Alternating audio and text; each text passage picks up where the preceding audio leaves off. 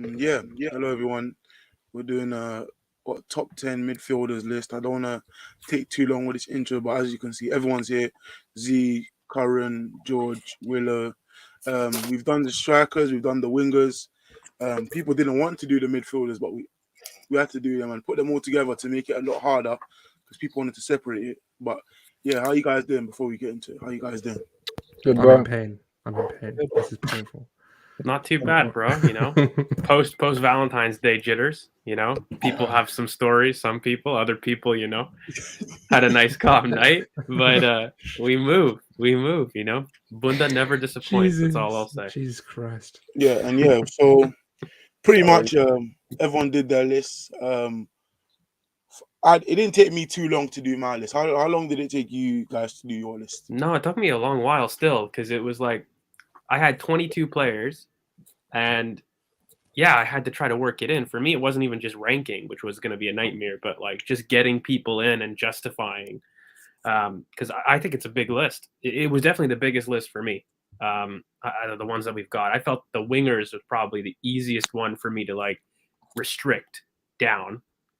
And yeah, this one took me a while, man. I don't know about you guys, but it took me a while to get this. It didn't take me too long. I could get my top 10 quite easily. It was just ranking them in what order. That was my difficult bit, but even that didn't take me that long. But I didn't think it was too hard. I think the quality difference there, and if you look at careers and how they've done, I don't think it's been too bad to do. I just try to take as little time as possible. I didn't want to overthink it. If I'm gonna get crucified anyway, so yeah. I mean, it's already starting. Apparently, my haircut's mad as well. So let's post Valentine's Day jitters, boys. This is what I'm saying, ladies and gentlemen. This is current post night out. All I'm gonna say is this is painful for me. I don't know how to differentiate between a 10, a cam, obviously, and then you have the central midfielders, defensive midfielders, and we're just going to put them all in one massive list, and then to compare the different eras of the players as well and put them all in one list. So this is... Should we do a quick roundup of how we kind of like to view these lists? Because I feel like people wanted that in the past two videos where it was like, we needed to understand some people's logic and whatnot. So I don't know. Like for me, like how I view these things is at the very ends of my list, I typically reserve them for players that maybe didn't have a long time in the league, but that went on to be kind of among the best in their position. So, for me at least, like you've got people like Xabi Alonso, Mascherano, like people that were in the league, but probably did their best work outside of it. In past videos, I kind of grouped Ronaldo a little bit there. But I like to use those kind of towards the end of my list.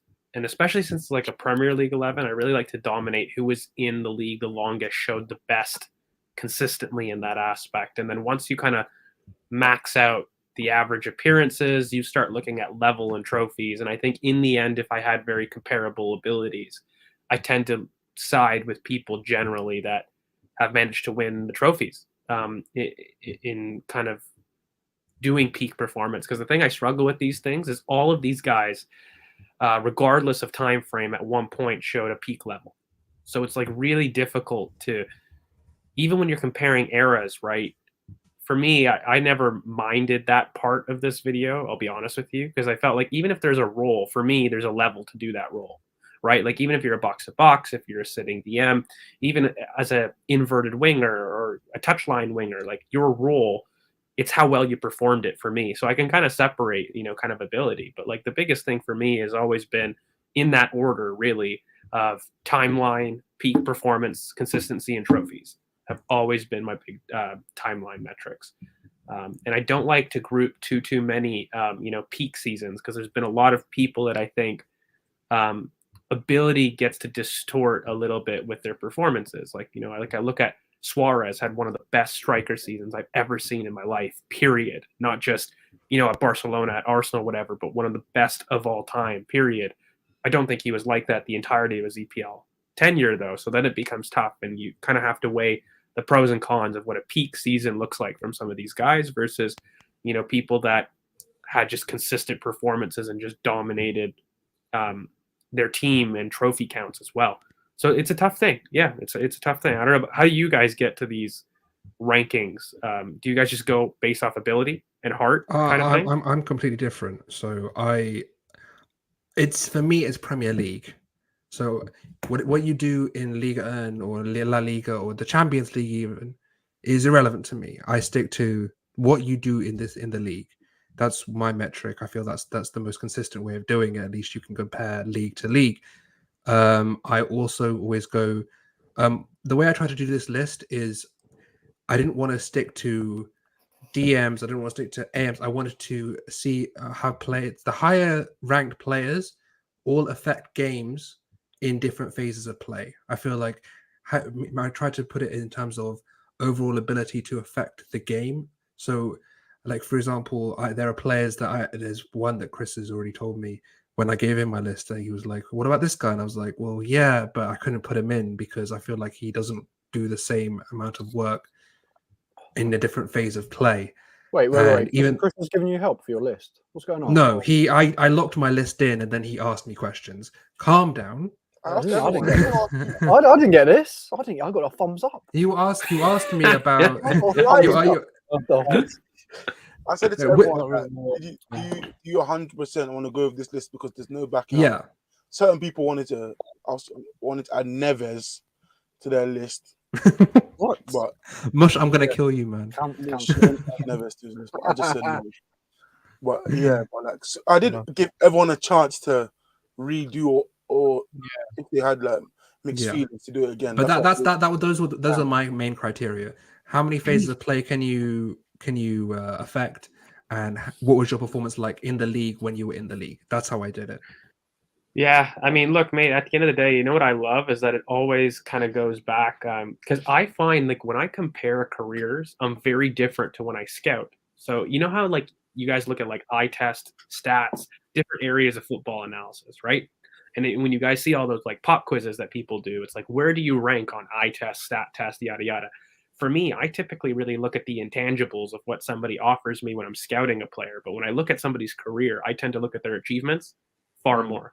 Does anybody flip kind of like their personal opinions where I know in the moment I value what somebody does, their performances, like the skills, the ability. But if they don't have a high output, I'm not too concerned. Like I'm able to justify that when I scout. But for careers, I find it very difficult, not to really do that, But I don't know. What about you guys? Like, do you guys change at all? If you say it like that, it means that at some point the ability didn't match output that other people compared to them did. For me, I just like how replaceable were they when they were at their team. So like, for example, in fact, no, I won't give an example. How replaceable were they at their team? How important were they to their team? And then like this big moments or iconic moments that they're known for that seriously affected a game or a season or something like that. And then if it's very close, then I'll just look at goals, assists, just so much. I really don't value like voted awards. Obviously, they matter to an extent, but I don't value voted awards. That PFA Player of the Year or Ballon d'Or, these kind of things. There's so many agendas involved in it that they. Well, say you had two players, similar peak abilities that you could argue, and you're comparing them for their role in the team. They're both leaders of their team. So, like, I look at, you wanted to compare like legends between different clubs. How do you then kind of differentiate them because they're just as important to their specific team? Their supporting cast is because if you're that important to your team, and if there's many people more important, because you could be very important, but other people be more important to your team just because of how good your team is. So Chelsea has always a lot of great quality of the squad overall dominates for you over trophies per se. Because the quality of the squad is what wins the trophy, not the individual. Interesting, because I've always felt like trophy getting over the line, it's not always been linked to the best team. Like I'd always argue growing up for me, the big United sauce for me, they were very good, don't get me wrong, but they weren't always the best in the league at the time that they won. And I constantly saw them have an ability to basically get over the line. So for me, players to get them over the line, but other teams like Chelsea, since they've been good, have always had so many really like game winners or so many good players around them that if they have a great player, 9 times out of 10, there's other great players on that team, but other players on this list or in this debate don't have the same luxury in every team they've been in. But I think now, like 10 minutes in, I'll just say, because obviously there was 13 different names given, less than last time actually, but a lot tighter in the middle. 13th was Xabi Alonso. He had two votes from Alex and Haas. He was 10th in Haas's list and 9th in Alex's list. What do you guys make of Xabi Alonso making it? Did any of you think of him? Did any of you want him in? Oh, I totally thought of him. And kind of like what I explained earlier, for me, I leave the 10th spot for that player that for me did their best work outside the Premier League, maybe was an absolute stalwart. And for me, I have a peak player that for me is arguably the best in his position ever. No cap. And he just wasn't here in the Premier League long, but I had to give it to him, essentially. But, I thought of Xabi Alonso and Mascherano. Like, I'm interested to see if he's made it in the top 10. I kind of grouped them similarly, where they were definitely in my 22, but they just didn't make the top 10 because of their impact in the Premier League. 22. I'm still reading from that. 22. Yeah. I can't believe you guys didn't have more than that. I'm not even gonna lie. I had a list of 16. I had 14.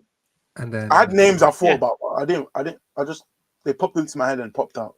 Yeah. I'll be real. I actually had like a, how you have Notepad on your laptop.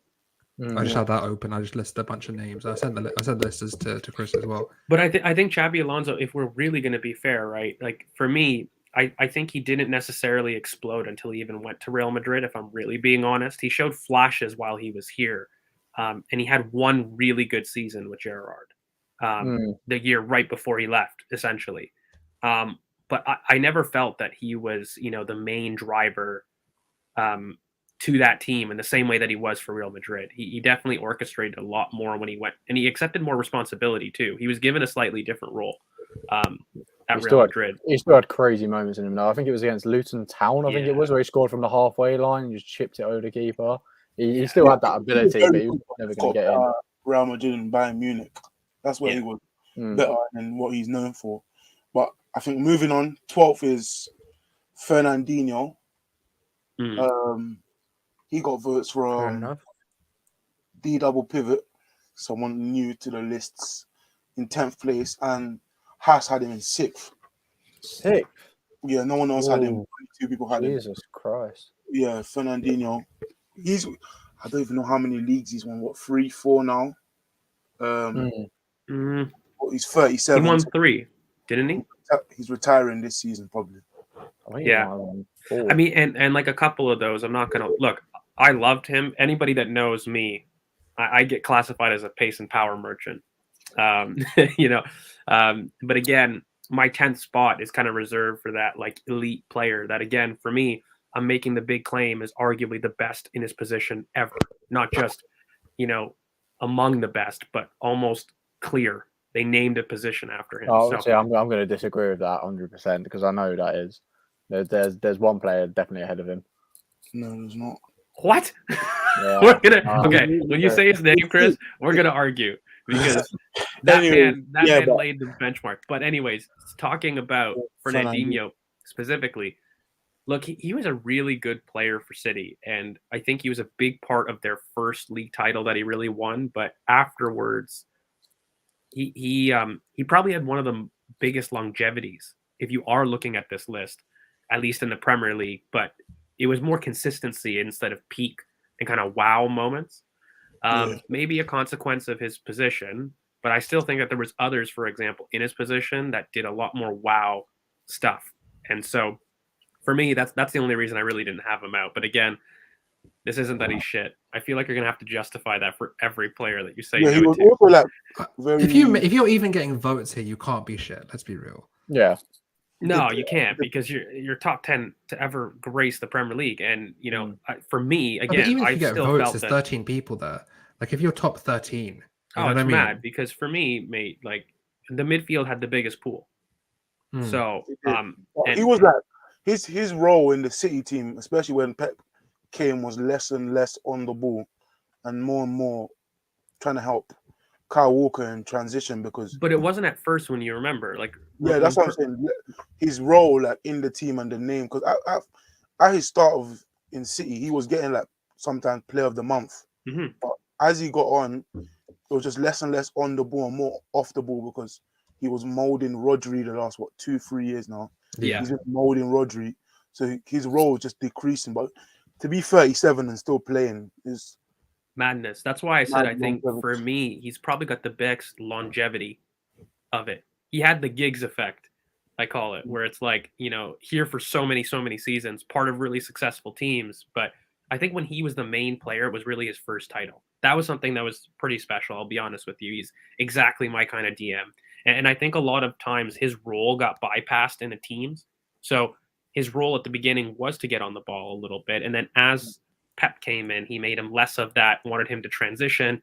And then as he fixed Kyle Walker, he no longer needed that transition control. So he almost got bypassed for people. And I do wonder if he had moved to a different club and he had more of a shining role, what he could have been, because there was a lot for me that the Premier League didn't see. And I think he came later than he should have, if I'm being really honest. But yeah. And then, so 11th is, that was tough. So 11th is Makalele, who I guess you guys were talking about. Yeah, he didn't get in. That's what I thought. Yeah, good. What are you on about? I'm glad he didn't get in. In what way he doesn't deserve to be in? Wait. The people that had him George, in what way? Hold on. Doesn't deserve to be in. Wait, the people that had him in were me in 10th, Alex in 10th, Z had him in 6th, and George had him in 10th. Yeah. How in the world is Makalele not in the top 10? He's arguably the best ever DM to ever play the game. You listen to me. But by my criteria, I can't have him in. Yeah, by my criteria, I can't have him in because he doesn't affect the game going forward. I said to you, you need to affect the game in all three phases of play. He is a technical DM. He's a technical DM. Literally, he paved the way for every single DM that's come after him. Correct. He did, and I completely. He's the only one that's got a position named after him. That's the argument, Willow. For me, he wasn't here long enough. He wasn't long enough at Real Madrid. He wasn't here long enough, but he was still immense when he was here. He was amazing when he was here, and not to get in top 10. See, kid. I'm gonna refer back to our conversation. Who did I say had an 11th? I better not see something like a Mascherano or something in the top 10 like that. He's not. I better not see that. No. This better be elite. That's all I'm going to say. Everyone ahead of him deserves to be ahead of Makalele. He wasn't here long enough to make an impact. He was still here, guys, for like almost 200.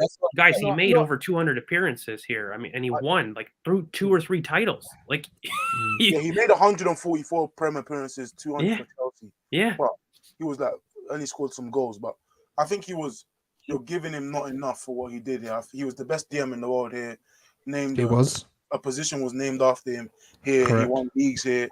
He won FA Cups here. Like, he was very, very good he was great for Chelsea and great for France whilst at Chelsea. I know that doesn't matter, but he was more important. He was so important to every single team he was in. And he let guys like Lampard thrive. Just because he had him in his team alone, Lampard didn't worry defensively. He was Conte before people said that there was a Conte. Yeah, just because of him, Lampard didn't have to worry defensively when he was there. But for me, he wasn't. Even he was 10th. He was 10th for me. Obviously, there's a bias there, but he was 10th for me. And then Makalele ran so Conte could walk. I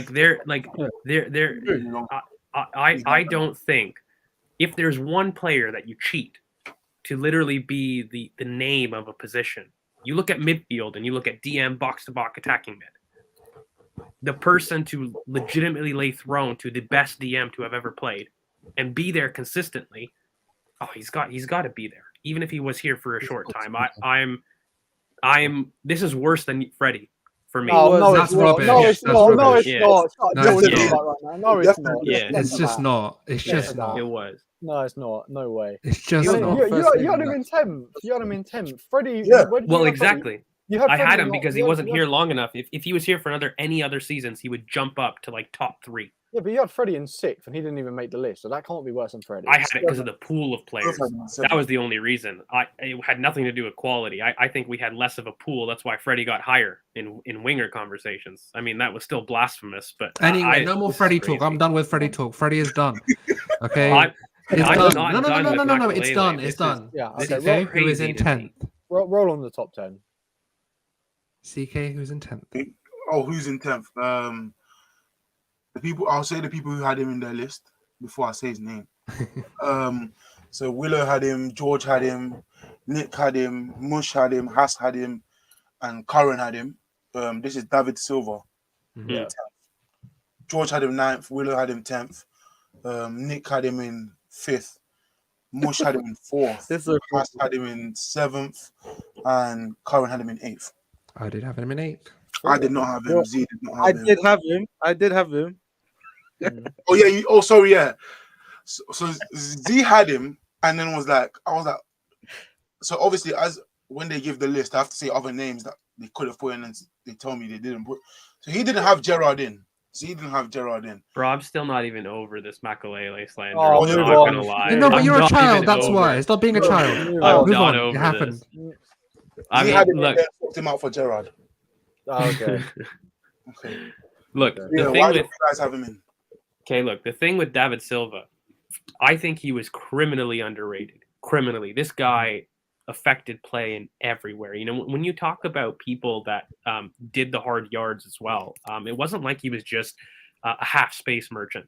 He wasn't, you know, somebody that was remembered for all the attacking stuff. He did a lot of dirty graft. He constantly helped his team. He was constantly involved in transition, and just a pure wand, you know, of a left foot. You know, it was somebody that for me dictated all of City's success, and he was somebody that if you had him in your team, you would control the ball, period. And in an era too where he had to compete with that Spanish midfield.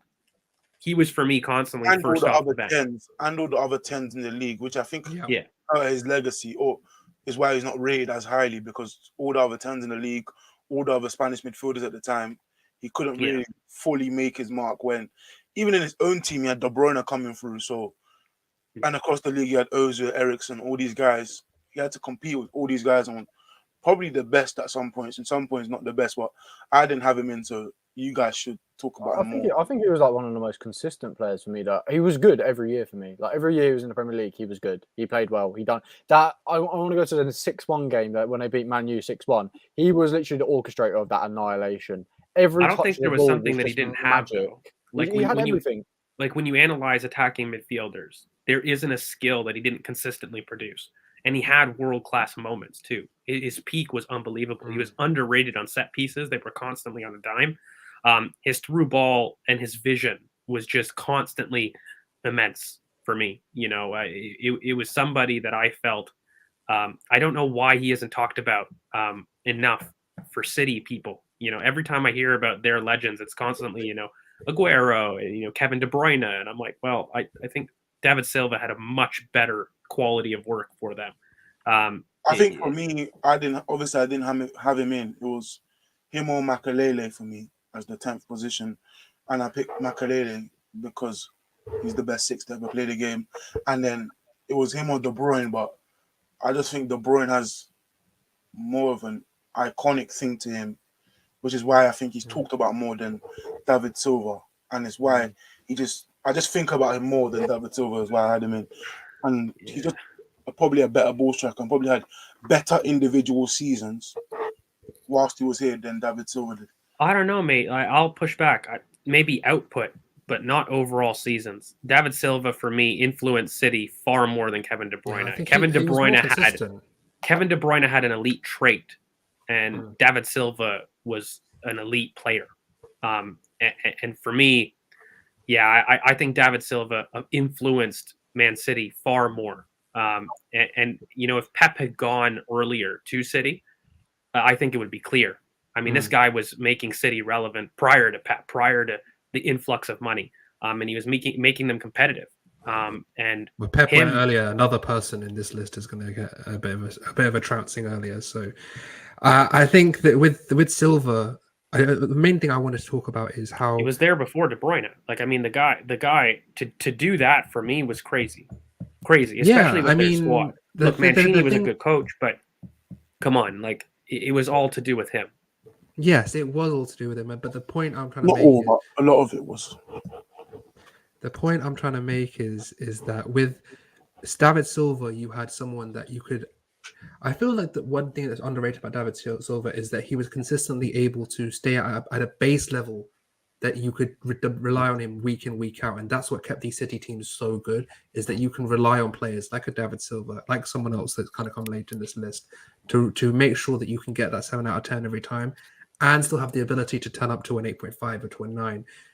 He has the ability to, in the half space, to produce one of the best creators we've had in this league is David Silva in the half space. The ability to be elusive between the lines, make sure you can find that final pass, as well as actually pop in with a goal himself. That's what you want from an attacking. He was the poster boy for that era of attacking play. Right now, we talk about positional play. Okay, we talk about controlling space, and there's very rare that you have defense splitting passes. You know, Mesut Ozil was the only other one that could really chat to David Silva. He was talked about more highly than Silva at the time. He was, but he was also at Real Madrid in a different league. For me, the best between the line player was David Silva at that time. And he was doing it not just for one, not just for two. He was consistently that player for City. For a team, again, I don't think people are remembering weren't the City that you're seeing now or with Pep. Like, they didn't have that spread of talent. It was a very different type of City. So, correct. Yeah. Look, I love David Silva. I think he gets the rap of being a small player too much. He was very hardworking. People always talk about his through balls, but he was extremely industrious. He constantly won tackles. He constantly stopped transitions, and that's why managers loved him. That's why he was typically first off the bench for Spain in that era. If you noticed, he was constantly the third man in a sense of that midfield, and it was because he worked so hard as well. It wasn't just his ability on the ball. So yeah, David Silva in 10th, and now in 9th is his ex-teammate Kevin De Bruyne, who for me, I'll say why he edged it for me, because even though I think Silva influenced a lot deeper than Kevin De Bruyne, had more influence in all phases of play. I think arguably the best ball striker on this list, had to make it for me. And obviously 17, 18, if it wasn't for Salah, he would have won the player of the season. But he had big influence in a lot of phases, a lot of assists, 20 assists in one season, same as Henry. If not for injuries, which have hurt him a lot more recently than before, I think he'd be talked about a bit more than he is. But for me, he just edged it over David Silva. And in the points, he just edged it over David Silva. Before one of you guys talked, the people that had him in were me in 9th, Karen had him in 10th, Haas had him in 8th, Mosh had him in 7th, Nick had him in 4th, Z had him in 3rd, Willow, you had him in 9th, and DW had him in 9th. George was the only one that didn't have him in. And Alex, actually. George and Alex. But Z had him in 3rd, so why did you have him in 3rd? Honestly, just pure, he was, I feel like after the kind of creative midfielders we saw, like the Ozils and the Silvers, he was the one that kind of elevated that kind of role where he was involved in. He was basically everywhere, playing deep and playing just behind the striker, playing on the wings. He was just everything. I thought for me, again, his ball striking is just the way he was able to make those passes, like those splitting passes. I feel like he's one of the best I've ever seen. I've seen him in the flesh a couple of times as well, and it's just mesmerizing to watch. And I feel like he's been a huge part of Pep's success, really, especially when the team got 100 points as well. So I feel like he deserved to be at least in the top 3 for me, anyways. By the way, I feel like he could have been a bit low on the list. I agree with that, but there's a lot of midfielders that I haven't really watched, so I couldn't have put them as high as on the list. Some of you may have. So George, you didn't have him. Why didn't you have him? Elite trait over an elite player, and for me, he had excellent ball striking. He was phenomenal in the half space, but again, very beneficial to the way that Pep played. And I don't know if you could transition him to other teams and succeed. And in fact, a lot of times, I know it's not in the Prem, but he didn't do well in the European League, and there was a reason for that, because for me, he was a very specific player. And I think David Silva had way more complete performances for way longer for City. So for me, it was between David Silva and Kevin De Bruyne, and David Silva was better for City than Kevin De Bruyne has been. Kevin De Bruyne just helped them win trophies, and he was a benefactor of a better team with Pep. But David Silva did a lot more. And when you talk about influences of play, David Silva was definitely more influential in play than Kevin De Bruyne. Kevin De Bruyne was excellent in, like we've said, ball striking in that half space and set pieces. Phenomenal. But again, very specific player. You had to make a team around him. You didn't have to make a team for David Silva. He would shine regardless of what system that you've put him in, and he would influence the play. Kevin De Bruyne couldn't. And, we've seen that for Belgium. We've seen that not just internationally, but in Europe as well. So for me, you kind of got to credit what he's done and his achievements, but not a better player than David Silva. So that's why he didn't make it in for me. And yeah, so he's what? He was 8th. No, he was 9th. 9th, right? Yeah. And 8th, who were actually quite a distance from Kevin De Bruyne. The first player on this list who was voted by everybody. Yeah, Kante. He was 6th for me, 7th for Curran. He was 8th for George, 6th for Willow, 10th for Z, 9th for Nick and Mush. And then the highest person who had him was D double pivot in. I'll just start saying double pivot. Double pivot had him in 4th. He had him in 4th. But yeah, Kante is quite clear 8th. For me, he was probably, there's been points where he's probably been the best player in the league whilst he's here. 2 league titles, one and consecutively, one with Leicester, one with Chelsea. I think injuries hurt him a lot recently, the past couple years, but not enough to not make this list. Why did you guys all have him in the list? Kante for me, it's like talking about Mahrez when you talked about Mahrez in the winger video. He did it for Leicester and was arguably one of the most important players with Mahrez and Jamie Vardy. And so he did it at a small club, and then he went to Chelsea and done it in the next season as well. Like, he literally won the season with Leicester. Next season, he took Chelsea to a Premier League title as well, because they weren't in the best position at the time either, Chelsea, when they did it. They came off the back of coming, I think, 10th place in the Premier League or something.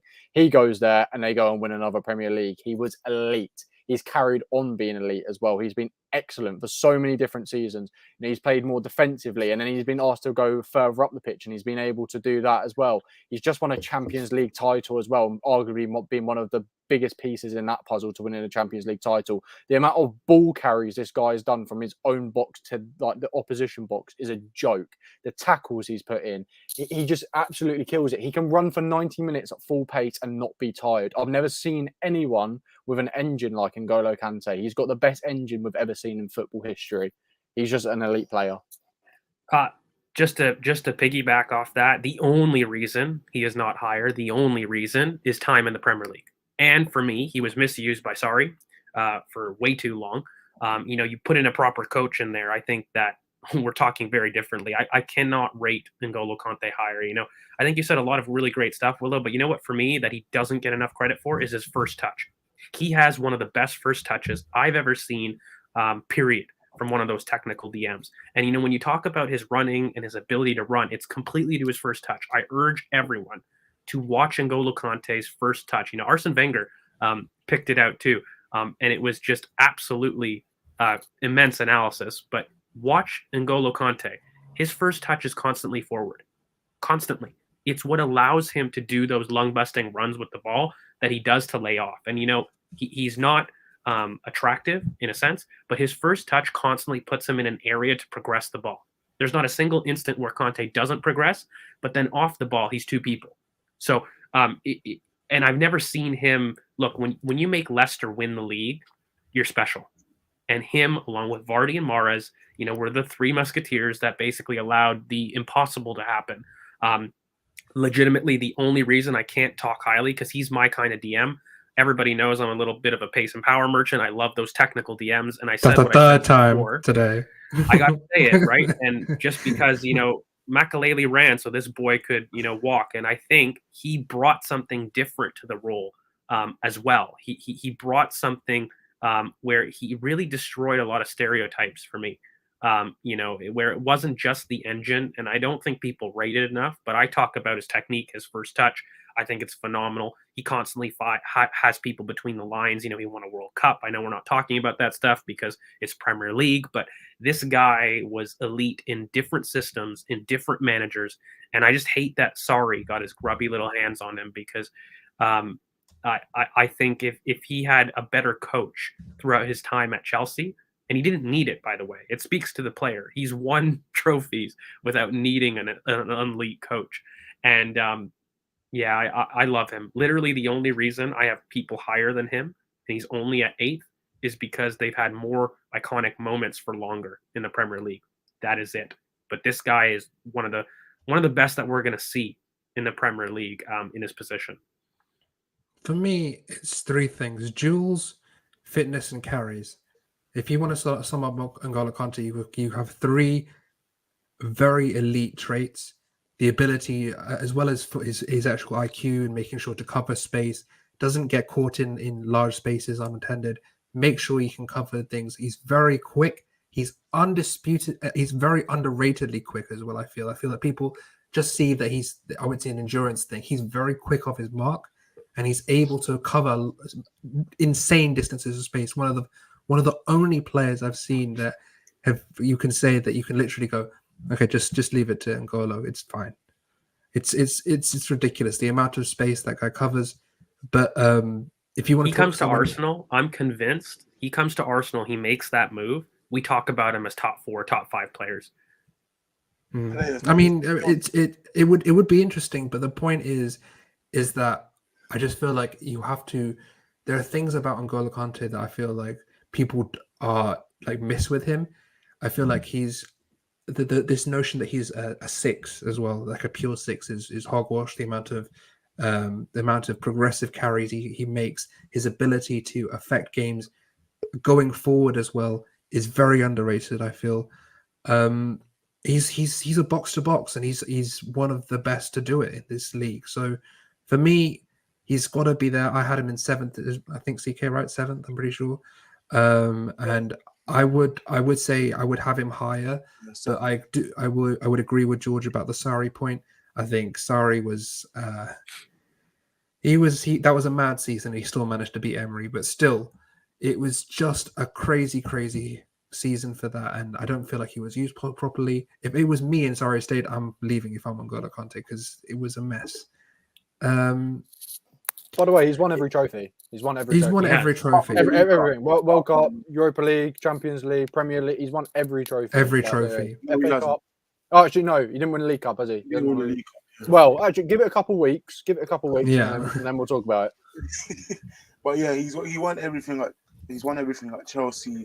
8th, and then in 7th position is ex-Arsenal player, ex-Chelsea player, Cesc Fabregas. I'm okay with that slightly. I personally would like to see him higher, but I'm okay with that because, look, I don't think people realize how good Cesc was. And I don't think people were lucky enough to really see how good he was. As an 18-year-old to walk into an Invincibles lineup is crazy. Let's go even further to change, Arsene Wenger's philosophy, period, and how he viewed the game. Somebody like that. Cesc Fabregas is the reason that we went to a more technical midfield, period, for like 10 years. And this kid was, I think, some of the biggest individual seasons, carry jobs. The 08-09 season was disgusting. Mental. It was just him. Look, there's a little bit of maybe bias as an Arsenal fan. You look at, when he broke a foot, he scored that penalty. There's a little bit of the Pizzagate. But beyond that, again, this guy would influence play everywhere. And I think what people don't realize is when he started out, he was scoring goals. He was box to box. He wasn't this, person that was just a deep lying playmaker that we saw at Chelsea. And I think that clouds people's judgment. This guy could do it all. He was truly a 10-6-8, all grew into one. And his I think he's probably got one of the best over the top balls I've seen, period, out of anybody. It didn't matter if it was 5, 10, 15, 20 yards. CK, just answer the question quickly. Everyone had him in, surely, right? No one left him out. No, Haas didn't have him in. Yeah, Haas didn't have him in. That's the only reason why he's so low. Because Haas is probably the reason he's only 7th. There's the second thing I'm going to mention is about just going to address this quickly. It's not because he's joining Arsenal. George, correct me if I'm wrong, but in my opinion, it's to do with what he would do at Arsenal that would take him higher. Because I think he'd have a better platform to show himself more at Arsenal. We had a lot of technical players. You just add that kind of DM, he would shine a lot more. He'd be more influential for the team. People would remember. He'd probably win similar amounts of trophies. I personally think a little bit more. I think all our team was missing was that DM. But even if you equal the trophies, I think he would have been viewed as a lot more important to that team doing that role than he was at Chelsea. There was other people that could kind of replicate his defensive nous. Not at the same quality-wise, but in role, there were other people that could do it. Yeah, I mean, I don't like mentioning it, but we have to talk about his link up with Diego Costa as well in the later years. To do that at his age was stupid. Like, I don't think people recognize like this idea to change the Invincibles. Like, I don't think this statement gets said enough to change the fundamental ethos of the Invincibles. Our ethos as Arsenal Football Club, not to just educate people, was about defensive work rate, pace, power, foreign flair, to change the identity of a club. There's very few players that can do that, let alone for managers. But he was you guys, look, we get talked about for playing the beautiful game. That was because of Cesc Fabregas. Cesc Fabregas doesn't come. We don't do that. We aren't that team that plays the right way, the combination play. All of the Nasris, the Rosickis, the Halebs, all of those players that you see came because Cesc, Eduardo, who was that running striker. I don't think people understand how good. And again, he was a box to box when he first came on. When he was 18, he was taking it the length of the field, guys. Guys, I don't think people remember. Like, he was doing solo runs like Thierry Henry at Liverpool for us consistently. It wasn't just once or twice. This guy was putting us on his back. And by the way, he did it not just 1, 2 seasons. He stayed when he shouldn't have stayed. And I think if he had left earlier, he would have got the global recognition that he deserved. He was so good. The Barca dominant era convinced him and was trying to get him to Barcelona at that time. He was so good. They were like, we need you, which I still find crazy. But I really think that Fabregas is the only reason he's not rated higher by people is because they're just too young enough to not have seen him, I think. Not to be ageist. 15 goals in 27 games is insane from a midfielder. As you said, George, can run the length of the pitch. But what I love about him is he had that physicality where he could run the length of the pitch and do that. But what I love about a player is I find it interesting when they get older, what happens when they lose their physicality? What happens when they lose their pace? Can they still be a great player? And yes, he went to Chelsea and he got 19 assists in a season and he just killed it. He came back to the Premier League. Everyone thought, what's he going to be like? It didn't fully work out at Barcelona at the end either. He got to a bit of we should have got him, man. He got toxic. Yeah. And he came in and he absolutely killed the league again with assists. Like, you see 2 types of Cesc, and that's why he's got to be on there, is you rank both Cesc. You rank the Cesc Fabregas that was with us, who could run the length of the pitch and do anything, or you rank the Chelsea Cesc Fabregas, one of the best passers we've ever seen. Yeah, he was a deep line playmaker at Chelsea with Kante, and then at Arsenal he was getting seasons with 17 assists, 15 assists. Mental. 15 goals. Yeah, 07-08, he was still U24. Playing as a box-to-box, Chris. I don't think people understand. We didn't play with an attacking midfielder like that. Or rather, we didn't use him in the advanced role like that. There was a lot of times, him and Alex Song were together in the back. I don't know if people remember that. Alex Song wasn't great until we changed him. This guy was playing with bums, too, by the way. Like, legitimate bums. He carried us and he was into an era. Just remember the league as well. 07-08. We're talking United, peak Chelsea, United. peak United, peak Chelsea, Liverpool with Gerrard and Torres. We've got us, Like it was a different league. So 708 was probably his second best season, and he was at Arsenal. The next one was probably better, arguably. Some people 10 when he got 15 goals, 13 assists. He was what, 23 now. In 27 games as well, not even a full season. He missed 11 games. 13 assists in the league. He was just like incredible for that 3-4 year period from 21 to 24.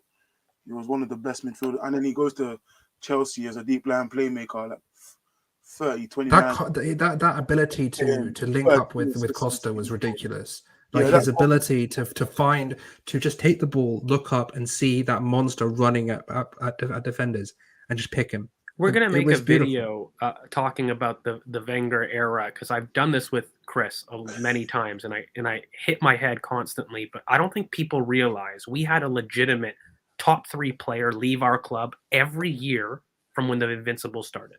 Bar 1 year, there was only 1 year from then, from 03-04 till 2013, that Arsenal didn't have a player leave. The absolute only reason we were able to even remain kind of in conversations was Cesc Fabregas. He took through so many things, and look, he could have won more trophies potentially. At least he won the league at Chelsea. At least he had to have won the league. I think it was criminal that we did. And look, the Eduardo, I'm not going to get over that at all. It was thugs scything down a player, and the league never protected us. Facts. You know, he doesn't break his foot. We absolutely walk that league. And again, I just think Cesc, we should probably move on, because I could talk about Cesc for hours. That guy was crazy potential, crazy role. Everything that you want to look for: longevity, goals, hard work, captain material, leadership. Like, you name a trait, that boy had it. So, yeah, immense. Yeah, so Cesc was in 7th. So now in 6th, another player who's in everybody's list, Roy Keane. He's that low? I think he's 6th. The people who had him were Haas had him in 2nd, Munch had him in 3rd, George had him in 4th. Yeah. Karen had him in 6th. I had him in 7th. Alex had him in 8th. Nick had him in 10th. Willow had him in 8th. Z had him in 8th. And Double Pivot had him in 7th. For me, Roy Keane, he was amazing. Don't get me wrong. Best captain, I think, Premier League history. That's my big thing for him. He's the best captain in Premier League history. I don't think there's any doubt about that. But for me, just ability-wise, and he was good, and I think he's underrated with some people talk about his ability. But compared to everyone else on the list, I think he is worse ability-wise. I think his personality shines through more than... I think personality is probably his biggest trait, uncaptain ability. That's why he's such a great player over the time. I don't think ability-wise he's as good as the other people on the list. I think with him, his aggression and stuff. Obviously, his ability in duels to win duels at important moments was what made him most. But I think technically he's underrated and underappreciated. But when you talk about Roy Keane, how he was like off the pitch, off the ball, anything off the ball was so highlighted with him, and how aggressive he was, how strong he was in duels. All the arguments. I think that was all narrative, though, Chris. I'll be honest with you. With him bringing out, like, there was times where people always talk about him just telling the referee to F off and walking out with his team. Like, he was so prevalent off the ball that people just didn't respect him on the ball, even though he was very, very good on the ball. I hate to be that guy. It's completely because of his kind of Irish nature. And like how he was, because he was just overboard aggressive. He was, but at the same token, if people like look back about how United played and how, you know, a big part of it was your deep midfielders spreading play wide and the ability to show that range of pass, and, you know, the wing play would develop crosses into the box. He would constantly arrive in third man runs. But when people look at, you know, it's not just his off the ball, but his ability to hit first time. His range of pass was excellent. It was phenomenal. He doesn't get the plaudits that he deserves for his range of pass. It was phenomenal. But when you look at that Juventus performance, it was just stupid. And we're talking about Juventus and the Serie A when it was the Premier League of now, right? Like the Serie A back in the 90s was, you know, the absolute pinnacle. I think, look, I do rate Scholes higher, and we'll probably get to him because he is going to be ranked higher. Purely because I think he had better control of games. But Roy Keane was phenomenal. That team doesn't win anywhere near as much without him on the pitch. Let's just take. I think the main thing with Roy Keane, and this isn't come into my ranking because, as I said, this is purely a Premier League prediction thing from me. But if you look at that 98-99 Champions League run, that both legs of that semi-final, Roy Keane is in his ability to take the ball, retain the ball, and get the ball to his attacking players. It was the main reason why they made a Champions League final. And I think that's just a pure example that shows that as much as his dual winning ability was lauded, he did have the ability to carry the ball, progress the ball. He wasn't one of these long passes. He's not a deep lying playmaker, but his ability in that short to medium range just to get the ball to where he needed it to be. That was what made Roy Keane very good on the ball. And I think he was very underrated. I did have him, I think, 6th. I think that's a good place for him. And if you talk about people dominating the league, if you talk about that United side, there's other people on the list that will be higher rated, but you have to take into account his abilities in that team, and the ability that he had allowed players like Paul Scholes or David Beckham the ability to have a bit more of a freer role. And he was United. Roy Keane was United. He was United. If you were to paint like a picture of what was United's strong suit, everything about Roy Keane is facts. And his positioning was phenomenal. He could have stayed if he didn't have his personality the way he does and the way that it ended. He could have stayed easily a couple more years and done a job at the back as a deep lying playmaker because again his range of pass was phenomenal. And he had a knack for being where he needed to be, either on or off the ball. And I think it's not a quantifiable thing, but when you've watched him and you've watched a lot of his games, what you recognize was Roy had a very good ability to smell the game. And what I mean by that is whatever the game needed, Roy became. If it needed him to be a bastard, he was a bastard. If it needed him to take a back seat and, to spray balls out to Beckham and let Giggs run, he was okay doing that. But he was just so adaptable. And again, to different positions, he was able to will his team to trophies. And yeah, I think he was a reference for captain material. So look, I think by this point, no one is not where they should be. I personally would have him a little bit higher because a lot of the stuff that I rate, I see in him. But I think I'm okay with this. For me, or for a lot of people, why he wasn't high, obviously his persona plays a big part. But like the injuries he gave other people were very, very, very, very detrimental to other people's careers. But like his persona is similar to like Fergie, that barely anyone stepped up to them apart from like a man from Arsenal. Barely anyone really stepped up to either of them. And then the reason that should be number one on this list. But anyway, sorry, go on, Chris. Yeah, and anyways, I think to keep on United, number 5 is Paul Scholes. No, he is, but with Paul Scholes, the person that I'll say the names of who had him in and where they had him, and you'll hear why he was very hurt. So first, Curran had him in first, Willer had him in first, Z had him in second, George had him in third, I had him in fourth, Alex had him in 7th, Mush had him in 10th, and that was anyways, Mush had him in 10th, Nick had him in 6th, Double Pivot had him in 5th, and Haas did not have him in his list. Haas, I'm gonna find you. There's always one person, okay? It was Nom in the Winger video, and bloody Haas right now is killing our rankings. Is not Haas and Mush really hurt his ranking, but I guess that's how they. It's disgusting not to have Paul Scholes in your top 3 at least. In your top. He's number 1 for me. You can't. 11 league titles. This guy as well is go and just watch other footballers talk about Paul Scholes. They literally tell you he's got the best. He was the best midfielder at United. They literally tell you he's got the best ability they've ever seen. He could literally. People will talk about him in training, like they'll be like, "Oh yeah, go ping this ball and hit a tree from about like 500 yards away," and he'll go and do it. Like the guy was insane. He could pass. He's probably the best passer, one of the best. Well, I said it wrong. He was 3rd for me, not 4th. Actually, he was 3rd.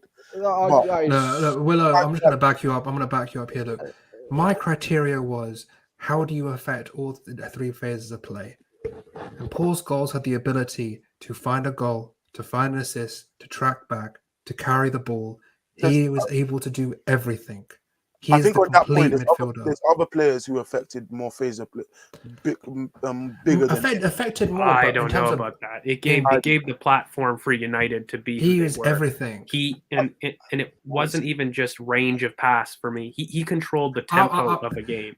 I need to find out who has had one. He was the reason when you talk about Fergie time being even a thing. The reason was because Paul Scholes did 200, 300 passes and tired the shit out of you in midfield, and because Fergie intimidated the rest. Oh yeah, facts. Yeah. But a big reason on the play was because Paul Scholes made like 200 passes and made you run yourself to the ground because you were chasing shadows all game. And he wasn't even particularly fast. He was always sacrificed in that England setup, which is really pisses me off because he was arguably the better player of the three, but he was constantly sacrificed as being able to provide a supplementary role. I think for me, like any player, like for the same thing I said about Rooney is that generally the best players move backwards, and he started out this in 2002 he was the second striker and he scored 20 goals for Man United, and he just started slowly moving back and started to dictate play instead of being this goal scorer, which shows how much he done throughout his career. But he benefited from staying in that United team, but he was generally most of the time the best player in his team throughout maybe for 10 of those however many years he was at United. And then I can't say that for Gerrard.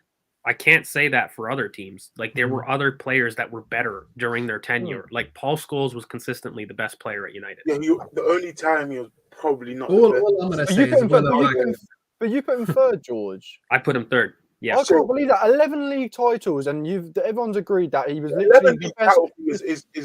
Is beneficial from being in by far the best team in the league. No, but CK, you just said as well that he was literally one of the best players in every single 10 out of 11 of them league titles. You can't be top 3 of the best players at Man United who have won 11 titles and not be the first, the best midfielder. You can't not be first. I mean, Patrick was first. Patrick was special. I still think third is too low, not been but I can see third. With Patrick, I'm not upset with third. I'm upset with him not on the list. I'm upset that he's not top 3. He's 5th. For me, he was 3rd, but 5th, man. 5th. I struggle that he's two people. Gerrard and Lampard are going to be ahead, and I am not happy. Oh, this is going to suck. Well, 4th place is Frank Lampard. That's bullshit. Over Gerrard? Well, no, Gerrard's over Lampard. I know why.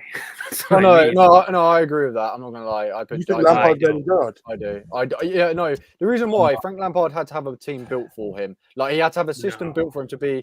Don't go. Actually, I'm not going to talk about Lampard yet because I've got stuff to say about it. But he had to have. Lampard. Oh, okay. Frank Lampard. What I will say is he is the best scanner the world has ever seen. Best scanner. You will never see a better scanner than Frank Lampard. You will always see. Everyone thought, it's just fluke goals. He's always at the edge of the box waiting for the goal. That was not a coincidence. He always would be scanning the room, looking at where everyone was, and he would position himself perfectly. And fair play to Lamps for doing that. He's the elite talent for doing that. But he had to have a team built for him. He had to have a system built for him. Well, England. Look at England. What was he like for England? He was awful for England.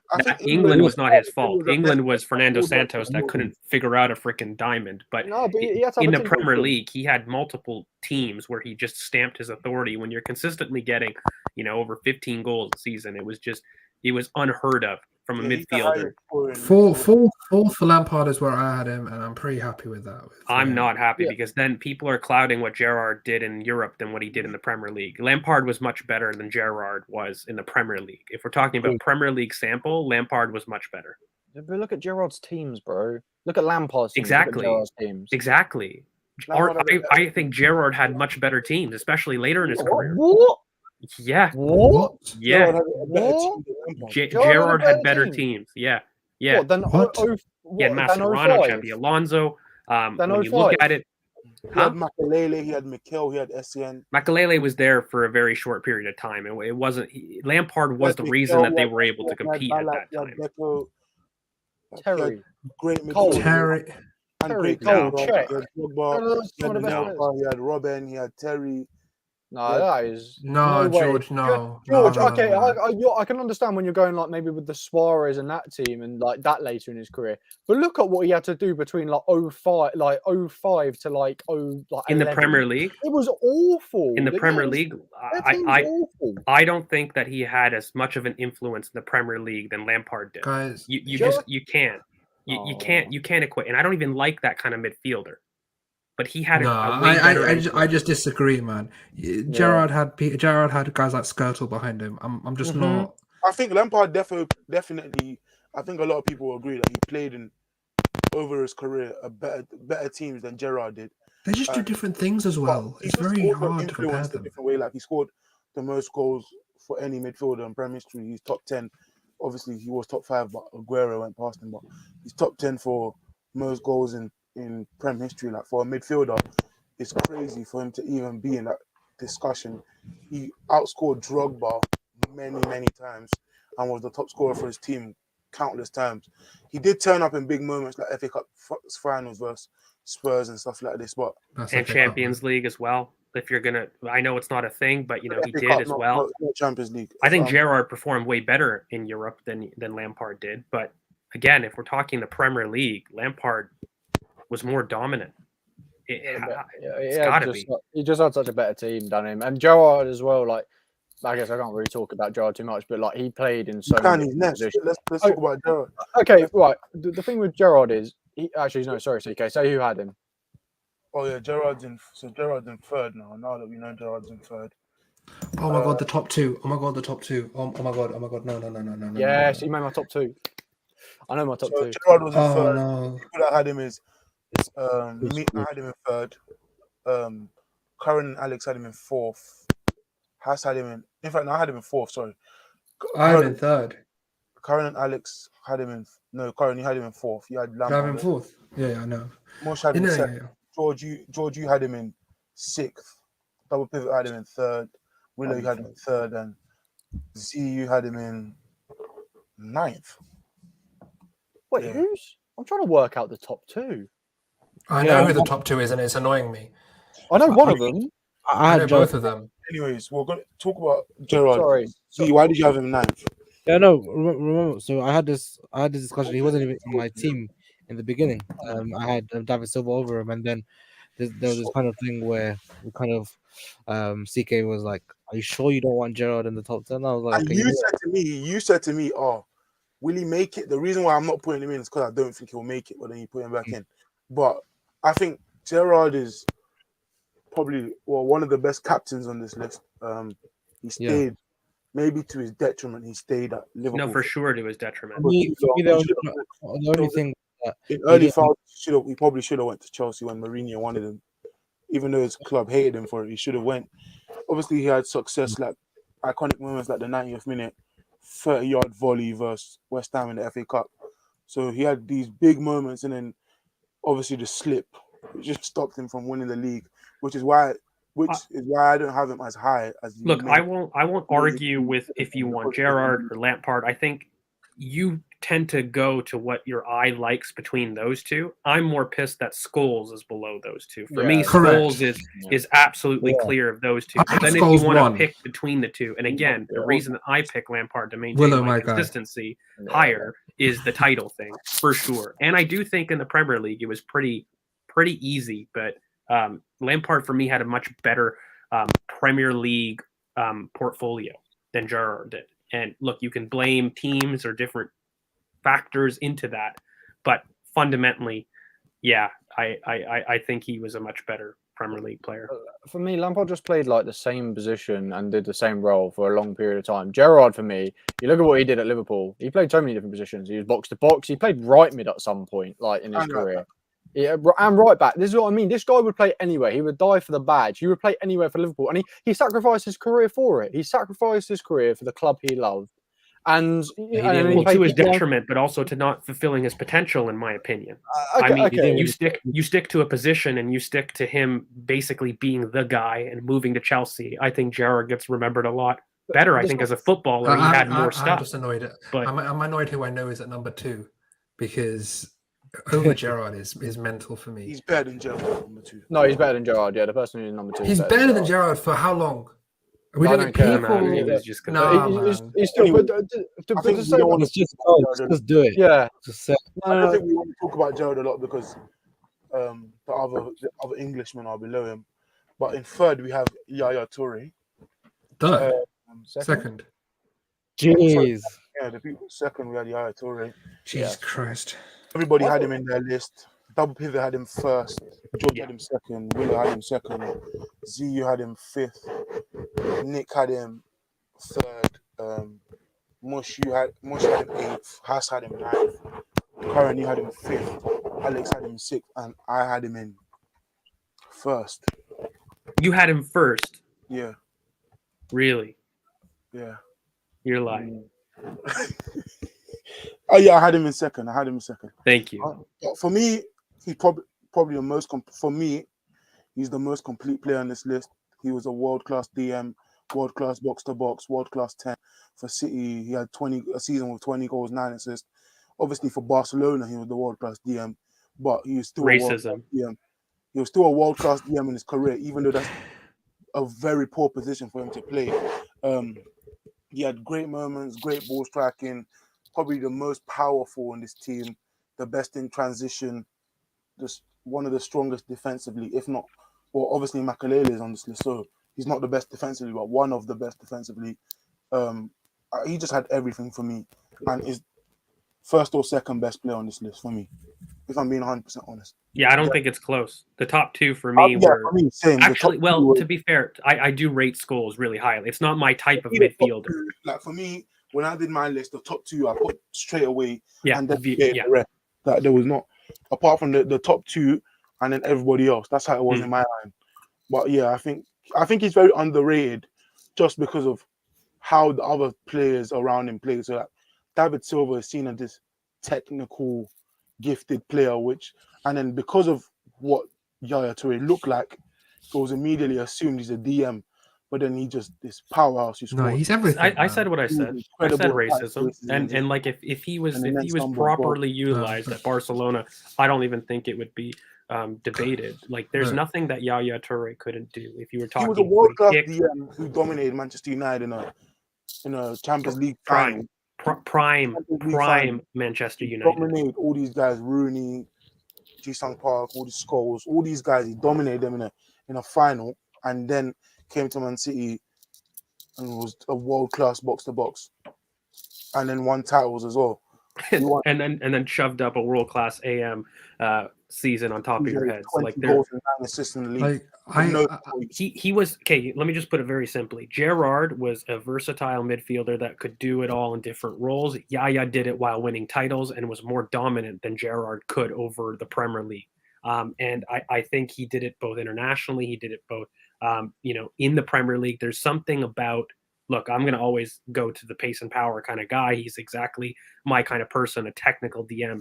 And when I look at him, he had to have played higher. And I think a lot of people look at him, and he was totally a narrative commentary. Chris, what you're saying is completely true. We do it to this day. We look at a player that looks pretty athletic and is really good in transition, and we stick him in the back. I think if you look at Yaya Toure, he gets to City a lot sooner, and he's able to be that attacking midfielder, that box-to-box. I think it's undisputed. I think people... Same. I think he's undoubtedly... I think he'd be number 1 if he came to City earlier, but... I'll put him higher than number 1. Yaya was just so good for me. Anything... Free kicks, just amazing. That technical, can do it all. Can take the ball again from one box to the other box. He had so much just style about him as well. The guy was just so clean, and you couldn't give him a moment. The goal he scored against us just out of nowhere. I think they ended up losing that game 2-1, but still. Yeah. He could just score and just make moments out of nothing. And he was just he was just probably George's dream, to be honest. He's just that player. He's just that absolute player that you just... Well, there's one player that, did it for us, for our team, for so long. He was number 1 for me, though. I just want to clarify. And it's the only... He was number 1 for you, yeah. Yeah, he was. No, it's not. No, you can't just because of the time period. I mean, what he did, if you had the same length of career than the other guy, then I could understand a debate. But even then, The other guy had a little bit more technique about him with the same physicality. But yeah, Yaya was just stupid. I also think he was better than Gerrard technically, but just because of how he wasn't, because obviously people are comparing him to Gerrard because Gerrard is third in the list. But I think Yaya was probably better than him technically. The only English one that was better than him technically was maybe Scholes. And then apart from that, it's a debate with Vieira and everything else for me. And in number one is quite clearly Vieira, who was wait, let me double check where he was on everybody's list. He was second in my list, second in Curran's list, first for Alex, Haas, Mush, Nick, Z, George. He was second in double pivots list, and he was fifth for Willow, below Yaya Toure, Gerrard, and Amber. Yeah. And Scholes. Hold on. Yeah. Vieira was fifth. Yeah. Outside your top three. You said that Scholes was a blasphemy. How is Vieira not? No, Scholes was ahead of Vieira for me. Yaya for me, I thought Yaya had more in his locker than Vieira did. I don't know. I just. That's a shocker. No, I'm gonna kill you. I'm sorry. I'm actually gonna kill you. I didn't. You didn't hurt him at all, by the way. He was a clear first. Yeah. It was close between second and fifth and sixth.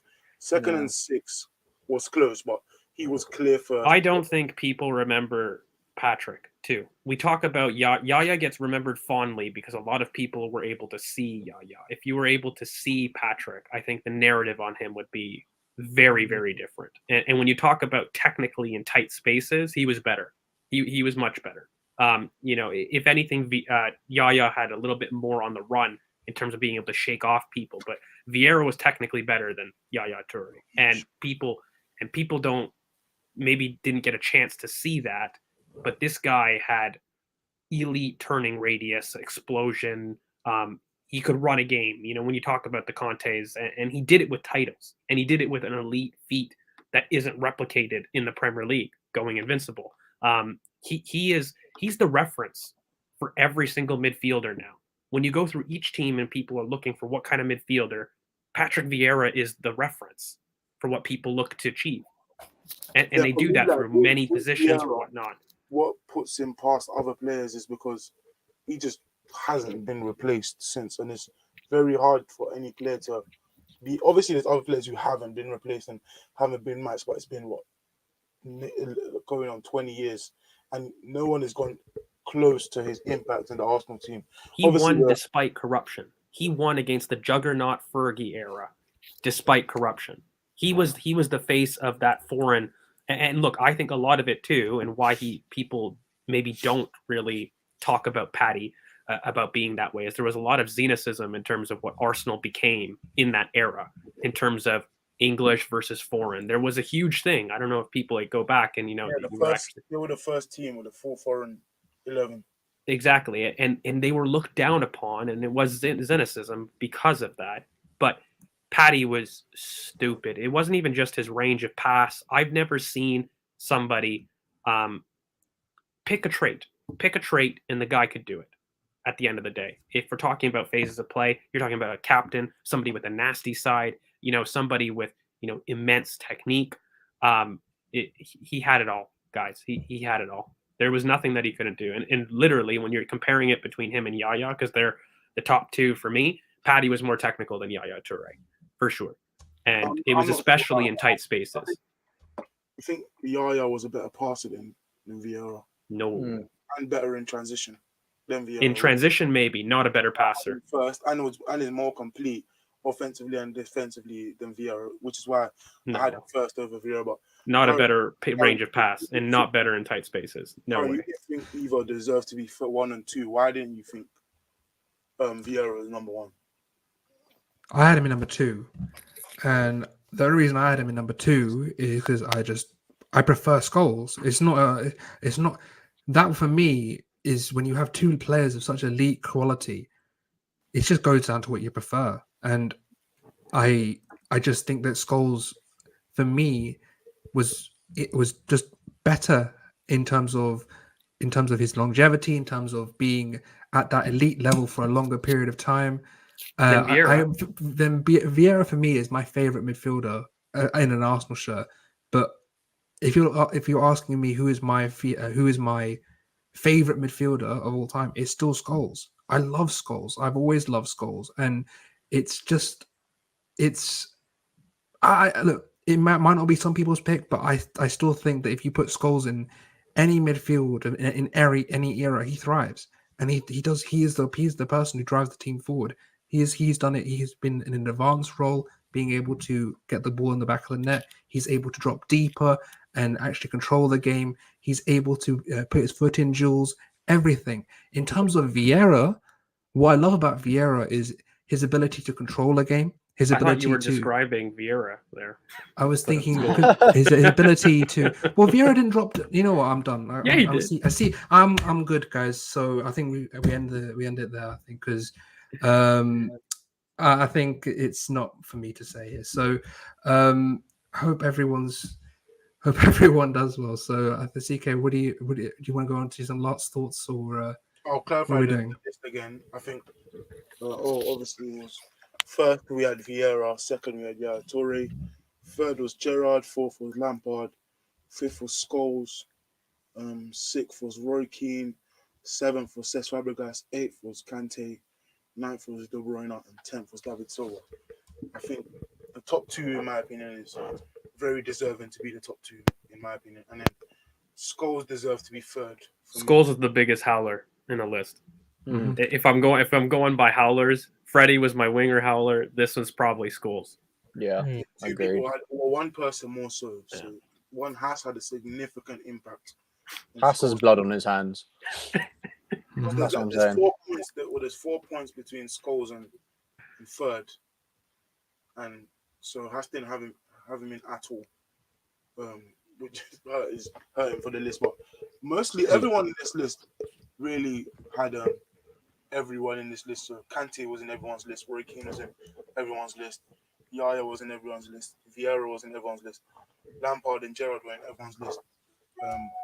So rankings were different, but it seems like everyone had consistently the most names of the top 10, maybe in this one, which was weird because I thought that the pool for midfielders was a lot larger than the other positions. I think that was my top 10. I don't think I had a player that wasn't in my top 10 that wasn't in this. KDB, I think, was my only one. I had Silva. No, you had Makelele. Silva was in here. Oh, Makelele wasn't in. Yeah, Makelele. Yeah. Bloody hell. But yeah, I think that's pretty much the list, and I think Curran still doesn't like this format. All right, can we sign off, guys? It's cool. Yeah, so thank you for watching. Please like, comment, share, and subscribe. We'll probably be back Friday for the Brentford. For a preview. The Brentford preview. Yeah, like, comment, subscribe, follow everybody. You can see everybody's out on the screen, I think, and follow the stuff at the bottom. See you on Friday. Peace. Peace, people. Peace.